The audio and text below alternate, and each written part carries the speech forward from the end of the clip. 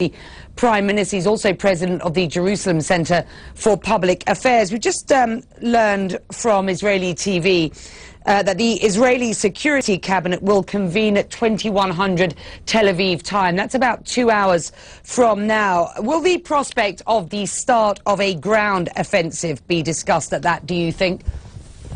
Well, I don't think it's wise to sit and speculate about what Israel will do, will not do. I think the Prime Minister has made pretty clear the Israeli position.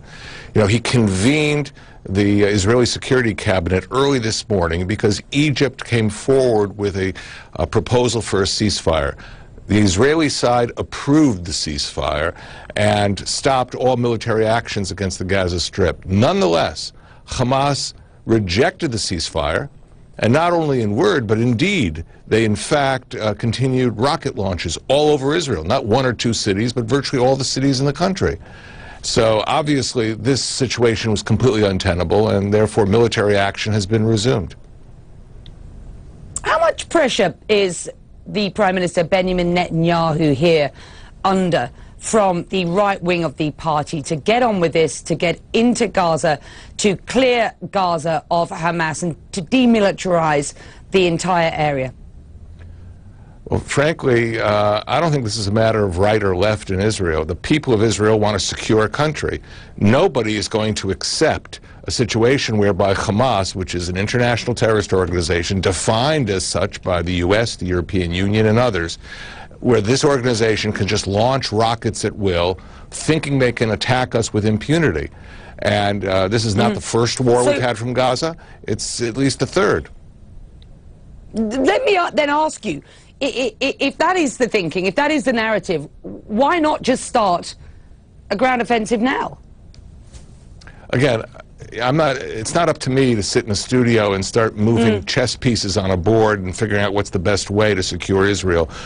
The Israeli government, the Security Cabinet, the General Staff of the Israel Defense Forces know how to defend our country. And they discuss it, they regularly analyze it, and they will reach conclusions about what has to be done. But one thing's for certain, the goal is clear. The goal is to make sure we don't have rocket fire on Israel and an untenable threat existing in the Gaza Strip that could be exploited any time against our country. You have seen the images on our television screens from across Gaza. Clearly there have been 76 rockets launched from that area into Israel, as you rightly point out, since Israel agreed to this ceasefire at 9 o'clock local time. You have seen these images day in, day out of Palestinians who are losing their lives, losing their homes. They are injured. There have been disabled hospitals that have been hit. When you see those images, what do you think? How does it make you feel? Well, first of all, I want to say this. On the Israeli side, the loss of life, even among our adversaries and enemies, is something that we deeply regret. But you know something?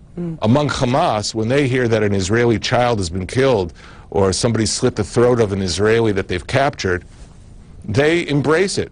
They pass out candies. It's a moment of joy. That's all the difference between Israel, which is a democratic country, part of the West, and the Hamas, which is not only disliked and defined as a terrorist group, also by the Arab world, by Egypt, by United Arab Emirates, by Saudi Arabia. They all understand what Hamas is about, and therefore it is a terrible diplomatic mistake to think you can integrate Hamas into a peace process, that you can somehow accept them as a partner.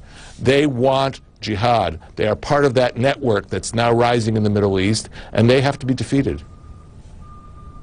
Dore Gold is a senior foreign policy advisor to Prime Minister Netanyahu, joining us on CNN as we learn from the foreign minister that there will be a security meeting, a cabinet meeting at 9 o'clock local time, which is 2 hours from now, so watch this space. For the time being, Mr. Gold, we thank you very much indeed for joining us.